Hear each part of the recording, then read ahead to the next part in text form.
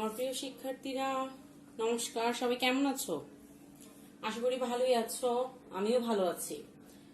আমি গত কয়েকদিন ধরে তোমাদের বীজগাণিতিক রাশি অধ্যায়ে 3.5 নিয়ে আলোচনা করছি, যে আমরা সূত্র, উৎপাদকে বিশ্লেষণ কিভাবে বাস্তব জীবনে প্রয়োগ করি সেটা শিখছি। ঠিক আছে, তাই না? আচ্ছা, এখন তোমাদের আজকে আমি ওই চ্যাপ্টারের উপর একটা সৃজনশীল দিব, একটু কষ্ট করে লিখে নাও।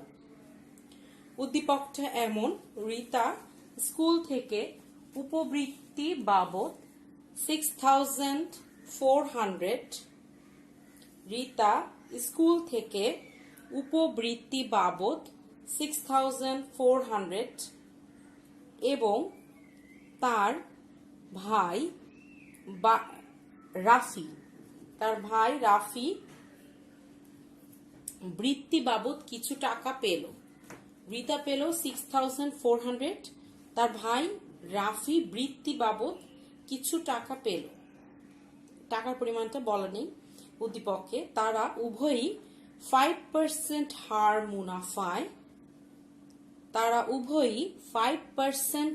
হার মুনাফায় তাদের প্রাপ্ত টাকা, দুজন যে টাকা পেল, রীতা পেল 6400 আর রাফি কিছু টাকা পেল, টাকার পরিমাণটা বলা নেই, দুইজনই সেই টাকাটা 5% হার মুনাফায়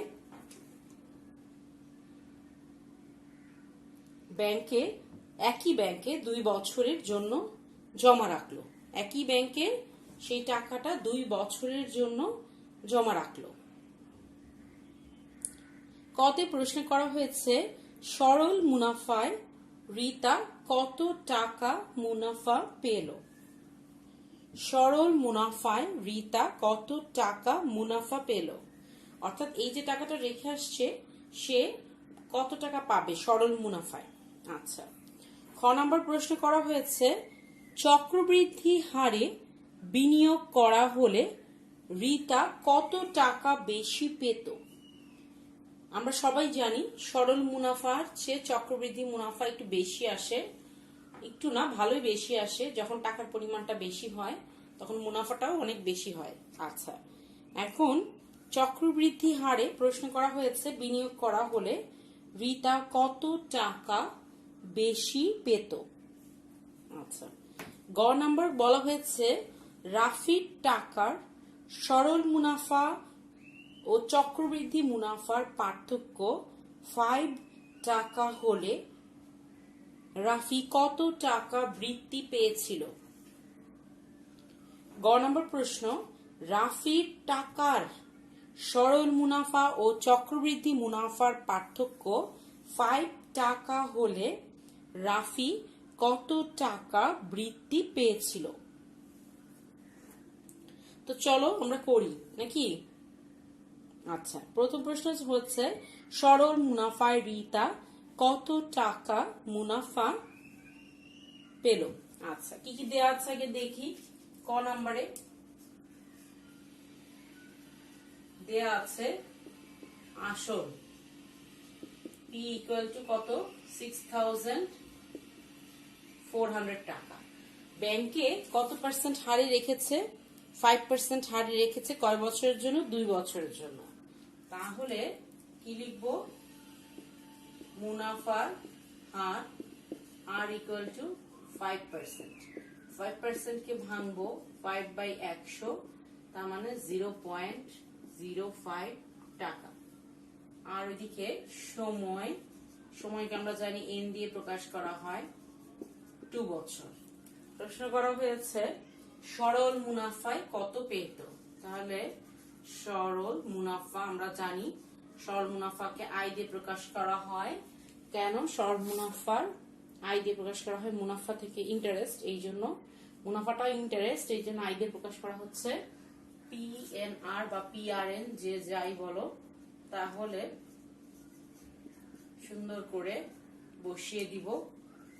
ক্যালকুলেটর নিব, সবার কাছে ক্যালকুলেটর আছে আশা করি, তাই না? আচ্ছা, তাহলে দেখা যাচ্ছে 640 টাকা। ক্যালকুলেটর প্রেস করব।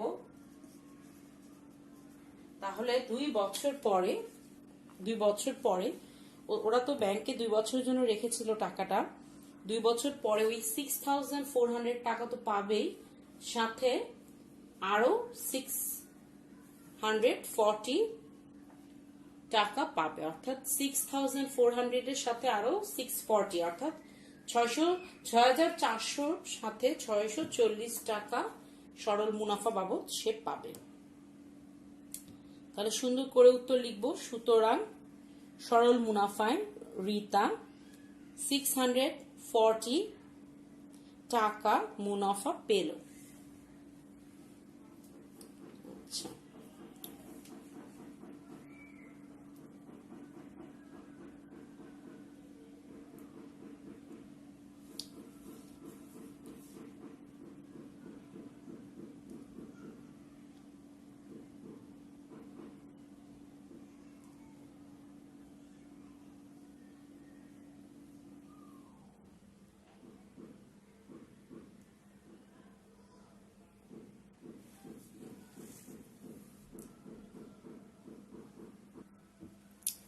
খ নম্বরে প্রশ্ন করা হয়েছিল চক্রবৃদ্ধি হারে বিনিয়োগ করা হলে রিতা কত টাকা বেশি পেত।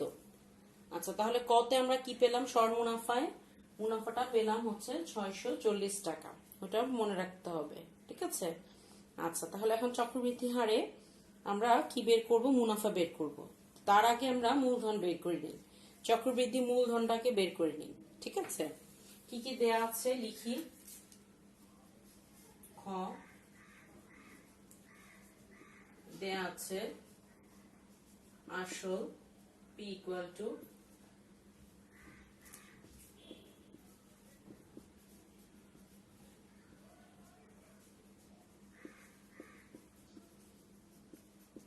বছর, আর মুনাফার হার 5%, that means 5/100, 0.05। এখন আমি এখান থেকে চক্রবৃদ্ধি মূলধন বের করব। চক্রবৃদ্ধি মূলধন আমরা জানি চক্রবৃদ্ধি মূলধনকে কি দিয়ে প্রকাশ করা হচ্ছে? সি দিয়ে, কম্পাউন্ড প্রিন্সিপাল। ওখান থেকে আমরা সি দিয়ে প্রকাশ করি, কম্পাউন্ড যেহেতু এই জন্য। আচ্ছা, C equal to n. P হচ্ছে 6400, 1 প্লাস 0.05, 1.05 হোল স্কয়ার। ক্যালকুলেটর নাও, ক্যালকুলেটর নিয়ে দেখো, এটার অ্যান্সার আসবে 7056 টাকা। 7056 টাকা। তাহলে দেখা যাচ্ছে চক্রবৃদ্ধি মূলধন আসতেছে 7056 টাকা।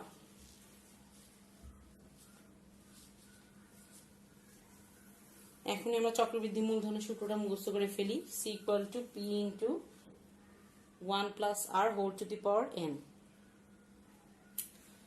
আচ্ছা,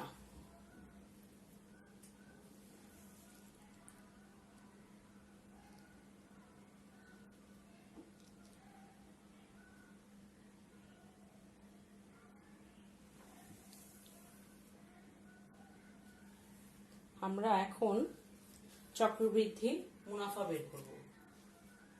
চক্রবৃদ্ধি মুনাফা সি মাইনাস পি। সি পেলাম 7056 মাইনাস পি হচ্ছে 6400 টাকা। তাহলে 566, তাহলে চক্রবৃদ্ধি মুনাফা পাচ্ছি 656 টাকা। আচ্ছা, তাহলে আমাকে প্রশ্ন করা হয়েছিল চক্রবৃদ্ধি হারে বিনিয়োগ করা হলে রিতা কত টাকা বেশি পেত, তাই না? আচ্ছা, ক হতে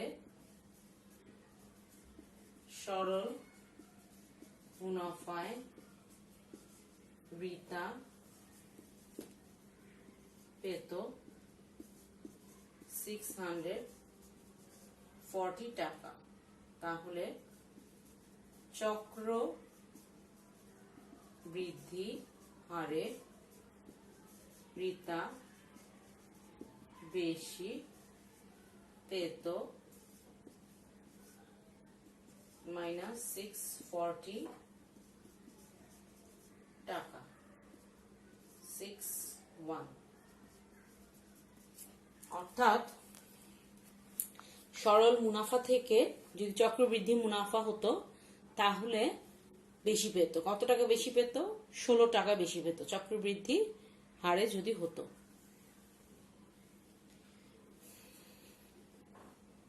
সরল মুনাফায় পেয়েছিল 640 টাকা আর চক্রবৃদ্ধি মুনাফায় পেয়েছে 656 টাকা। ওটা থেকে যদি 640 বিয়োগ দেওয়া যায় তাহলে কত টাকা বেশি সেটা বের হয়ে যায়, অর্থাৎ 16 টাকা বেশি পেত।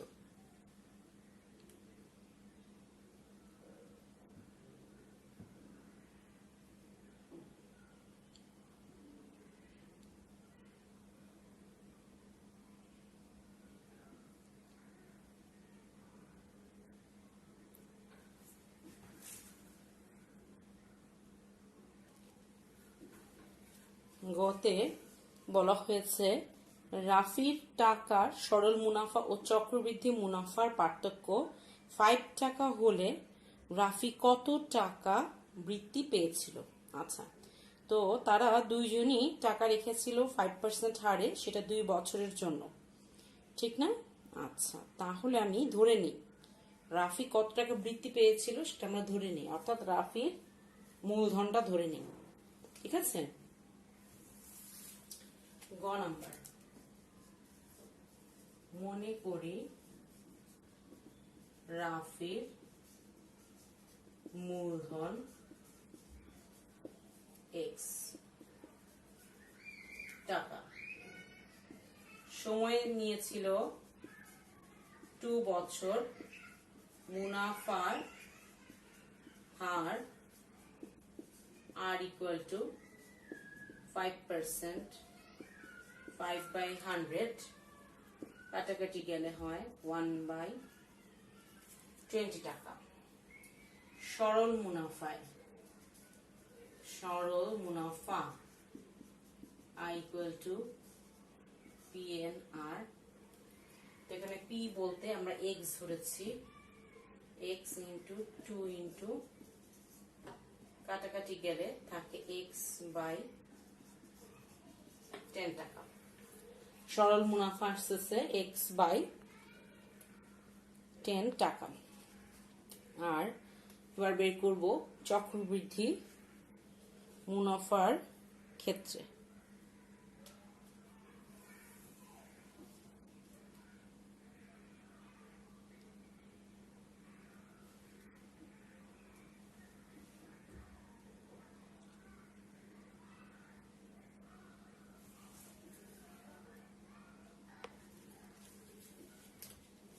লিখব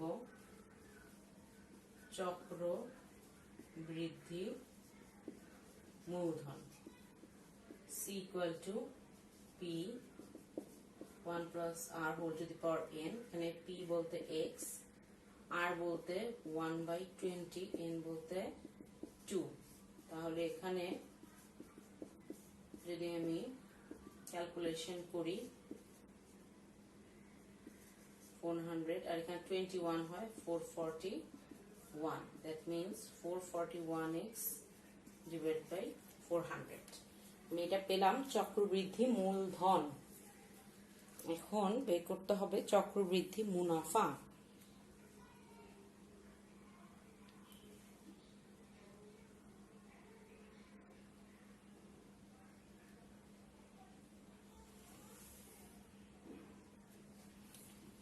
এখন বের করব চক্রবৃদ্ধি মুনাফা C minus P। C হচ্ছে পেলাম 441 441x divided by 400 minus x. তাহলে আমি এটাকে যদি করি তাহলে উপরে হয় 41x, নিচে থাকে 400। উপরে হচ্ছে 41x, নিচে থাকছে 400। এখন বলেছে গ নাম্বারে প্রশ্ন করেছিল রাফির টাকার সরল মুনাফা ও চক্রবৃদ্ধি মুনাফার পার্থক্য 5 টাকা হলে রাফি কত টাকা বৃদ্ধি পেয়েছিল। রাফির টাকাটা আমরা এক্স ধরে নিয়েছিলাম, অর্থাৎ এক্স এর ভ্যালু বের করলেই হয়ে গেল। আমরা সবাই জানি চক্রবৃদ্ধি মুনাফা সবসময় বড় হয়, অর্থাৎ এখানে যেহেতু পার্থক্য বলেছে অনেক সময় কনফিউজড হয়ে যাও যে সরল মুনাফা আগে লিখবা না চক্রবৃদ্ধি মুনাফা আগে লিখবা। সবসময় মনে রাখবে চক্রবৃদ্ধি মুনাফা আগে লিখতে হবে। চক্রবৃদ্ধি মুনাফা আগে লিখবো, তারপরে আমরা সরল মুনাফা লিখব। তাহলে চক্রবৃদ্ধি মুনাফা আমরা পেলাম, কত পেলাম? 40, প্রশ্ন মতে 41x divided by 400 minus x by 10। বলেছে চক্রবৃদ্ধি মুনাফা আর সরল মুনাফার পার্থক্য বলেছে 5 টাকা। এখান থেকে আমি ক্যালকুলেশন করে কার ভ্যালু বের করব? x এর ভ্যালু, তাই না? 41x 10 দিয়ে যদি এটাকে করি 40x ইকুয়াল টু 5। তাহলে উপরে থাকছে x, এখানে হচ্ছে, সুতরাং x ইকুয়াল টু 2000 টাকা। আমি ধরেছিলাম রাফি কি ধরেছিলাম? কত টাকা বৃদ্ধি পেয়েছিল? ধরেছিলাম x।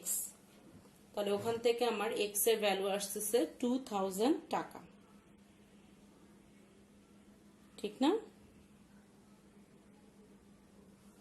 আচ্ছা, 41p divided by 400, 41x divided by 400।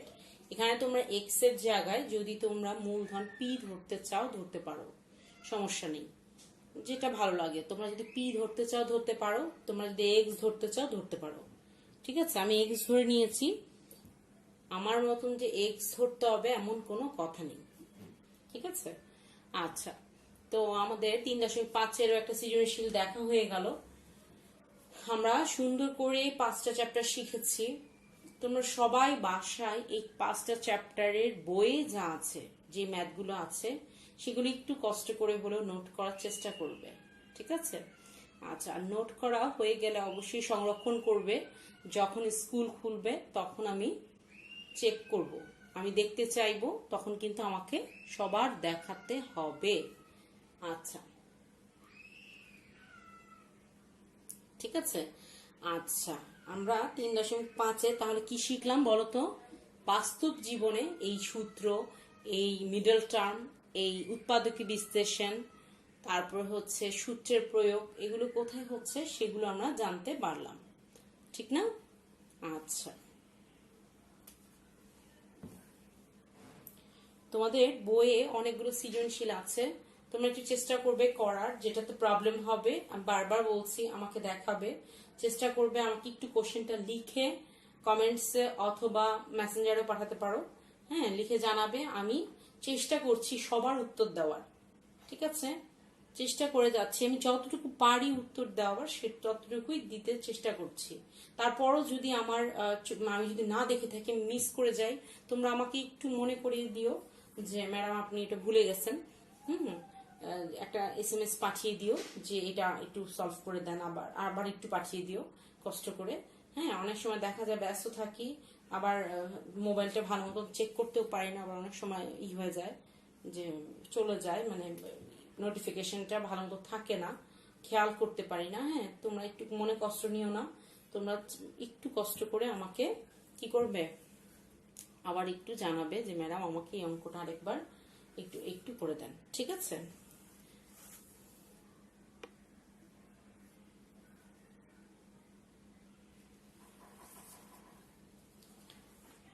তো সবাই ভালো থাকো, ধন্যবাদ।